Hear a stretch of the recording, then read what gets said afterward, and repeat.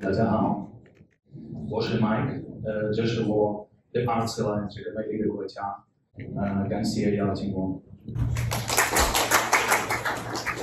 It's been a great day so far, and we've seen a lot of beautiful presentations, and I hope you enjoy mine as well. So today I'm going to be talking about the mathematical modeling and commercial management of global dry bulk shipping company. I work for a ship owner and the operator. So today I propose you to build a simple model of a shipping company and to see how we manage it. So I'll be happy if you get involved in that. So what does the modern shipping company look like? It's definitely not the same company as it used to be 20 years ago or 100 years ago. All the things change, and we have to change our approach to the business, to the shipping. So I personally recognize three main stages of the digitalization in shipping. The first one, we had no computer, no devices. The second one, we received these large, ugly computers that couldn't do much job for us. And the third stage, where we are now, is a smartphone, which is much more powerful than the computer that we had, and it's always with us, always in the pocket. And this is me, by the way. So I started my career quite early. So I propose to build a simple model shipping company, and this shipping company will have a quite diversified forward portfolio. So first of all, we'll look at the 2-year forward commitments of the company.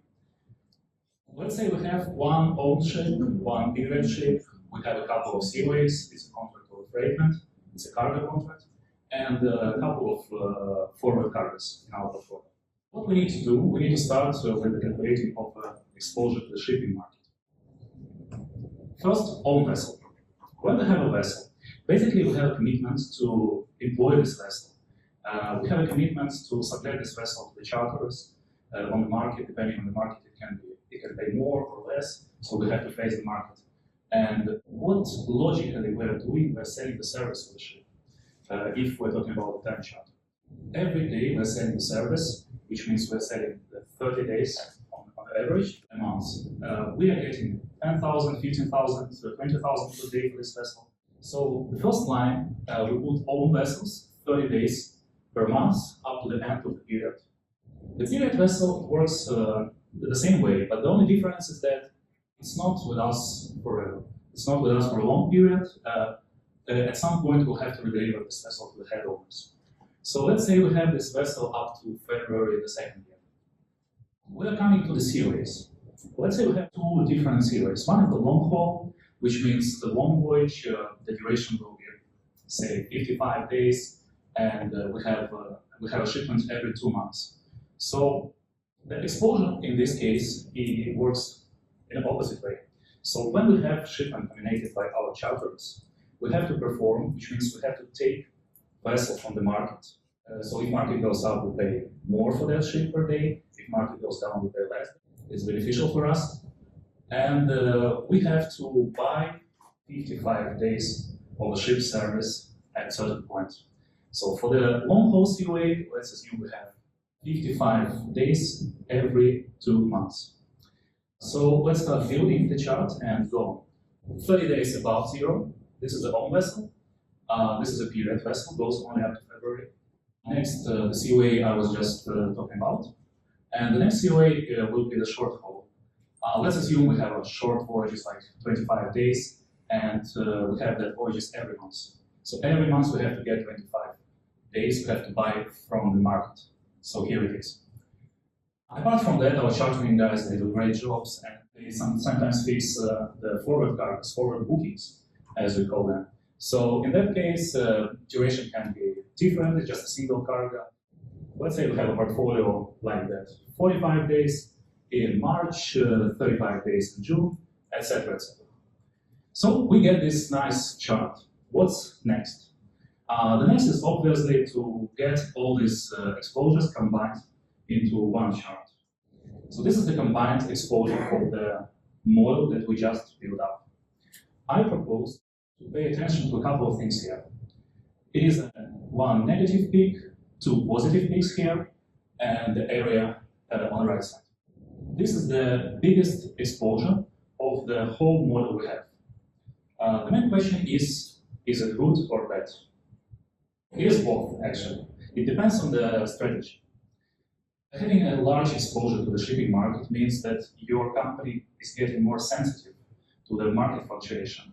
So if you think that market will go up, you want to open more exposure in your model so that you can earn more. At the same time, you shouldn't forget that if market goes down and you have that exposure open, it will hurt you. So we need to find the proper balance. Let's see how this model will react to the different market development scenarios. For this, I propose following exercise. So we assume that market is going to be 1,000 above our break-even, 3,000 per day above our break-even, or 5,000 per day. This is a normal situation. Market will be 10,000 per day. Next year, it can be 15,000 per day easily. So I would say this is a stress test to the model. The same thing will apply on a negative side. Market 1,000 below, market 3 and 5,000 below what we expect. As you can see here, everything looks like it is under control. The numbers, the chart here is the P&L. It is an rolling P&L, which means like what you see in November, it is all the P&Ls that you received from January up to November. What you see in June, it is January to June, to make it clear. So what's going to happen in the second year, how this model is going to react? As you see, it is the same model, but it goes completely out of control for the second year. So this is something that we should be aware of.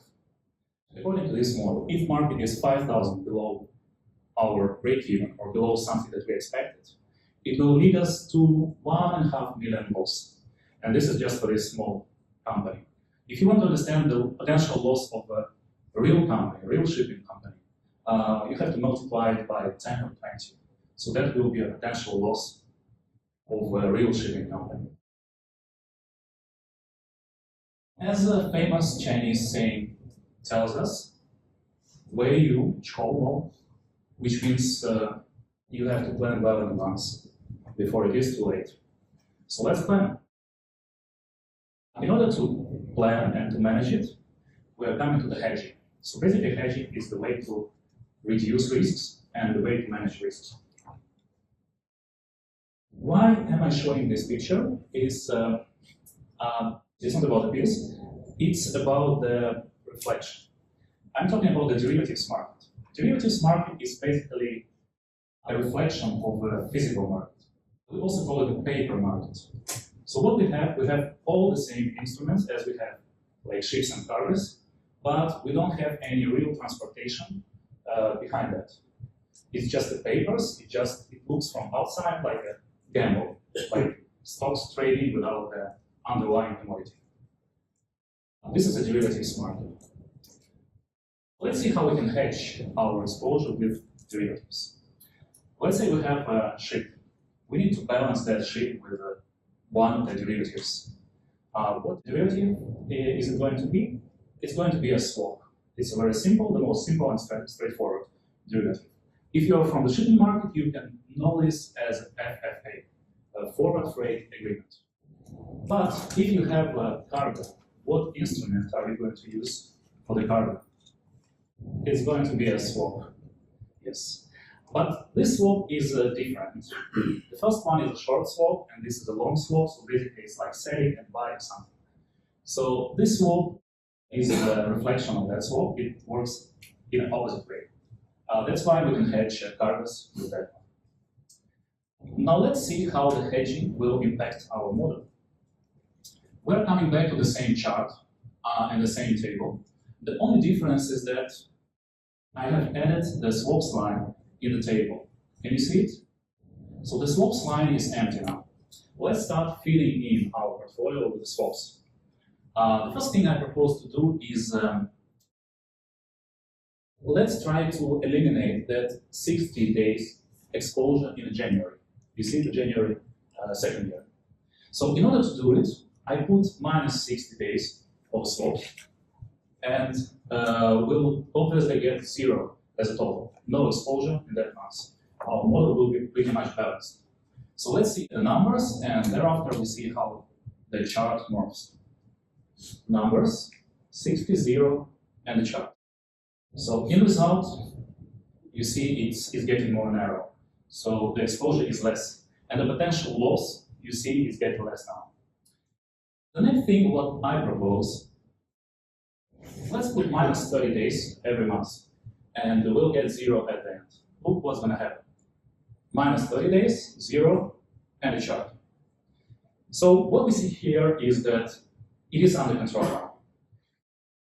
If, for example, we have a maximum of 500K US dollars to gamble, to play with, we don't have more capacity, potentially we can lose this money, and this is our absolute maximum. In this case, we achieved what we were aiming for. The maximum loss, if we consider this as a worst case scenario, our maximum loss will not go beyond 500K. At the same time, you see the maximum profit is only 500K. What we can do here as well, we can play a little bit more, and let's say we think that market will go down, and we don't want to lose even if market is minus 5,000 to our break even. We want to earn instead. So what we can do here, we just add one more swap into our portfolio over there, and instead of losing at minus 5, we are now earning at minus 5 at the end of a 2 years period. So this is the way to reduce the risk, and this is the way to trade. Everything looks simple so far, right? Everything looks simple until we come to the options. Options is another beautiful example of what we have to deal with, and I'll try to make it as powerful, as beautiful as it is possible. In this example, we take a random COA, it's a target mounter, and apply it to the random market curve. So we want to see what's going to happen if we have this COA. So the COA, let's make it simple, it is January to December 2019, and we have with our charters 2 firm targets and 1 optional target every calendar month. I showed you how to deal with the firm targets, but now we have 1 optional target every month. What's going to happen with our model? To be precise, let's assume the freight rate is fixed and it's $19 per metric ton. First of all, what we need to do, we need to convert hire, which is expenses per day, is a shipping market, 10, 20, 15,000 per day of the vessel service, to the freight rate. The freight rate is the cost per ton. So this is something that we fix with the voyage charters, with the traders. If we convert it to the freight rate, we'll get this kind of chart. Remember, we had $19 fixed rate. So how the option works, if we have this $19 fixed with the charters on optional cargo, and market today is $20, it's obvious that the charters will exercise their options and they will carry this cargo with us at $19. It doesn't make sense for them to go to the market and say $20 deal. If market is only $18, then obviously it's much cheaper for them to go to the market and get vessel, get freight from the market, not with us. So these options, when it is charterers' options, not owners' options, it always against us. So we only care about the level that is above 90. Everything above 90 is our potential loss. If at some point of time, shipment time falls into the area where we have above $19 freight, then charters will eliminate the shipment, and we will have a loss. So the next step is to calculate this loss. So let's move that part of the freight chart here and do another exercise. The big problem with freight options is that apart from the higher exposure to the shipping market, we also have a huge exposure to the fuel market. Because in the freight rate itself, it can be 50, 60, 70% sometimes of the voyage expenses related to the fuel expenses, to the bunkers. You all know how fuel market is volatile, so you can imagine how freight rate will be volatile depending on the bunker price. So if we take bunkers and increase by 100, 200, 300 to see what's going to happen, we'll see this kind of chart. So the lines here are between 350 per metric ton of fuel, up to $600 per metric ton of fuel. So as you can see, at $600, we have always losses through the year. So we need to consider this. To be honest, this chart is not enough, because now we have one more parameter, and this is a 2T. We definitely need to go to the 3T now. So let's do it. This is how it looks. As I said, 2T is not enough anymore, and these nice mountains show us what losses we're going to have. If at the time of passing from January to December, we appear somewhere at the mountain, that will be our loss. And the higher in the mountain we are, the higher loss is going to be. I propose to turn this chart upside down and look once again at this granite. As you see, it's broken, so when you walk from the left to the right through the air, you can fall down into the loss, or you can stay on the ground without the loss. So that's, in my opinion, is a beautiful example of quite boring things. So I hope you enjoyed, and many thanks for your attention.